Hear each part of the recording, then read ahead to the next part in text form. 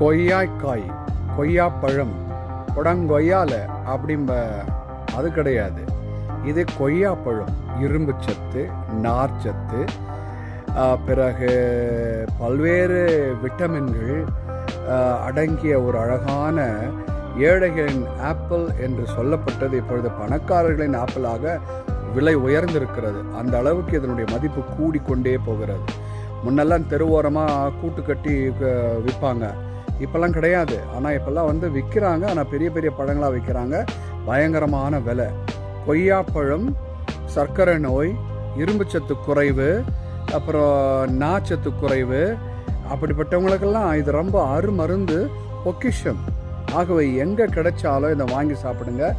இது ஆர்கானிக் ஃப்ரூட்டாக இருந்தால், அதாவது மருந்து சேர்க்கப்படாத ஒரு கனியாக இருந்தால் இன்னும் சிறப்பு. கொய்யாப்பழம்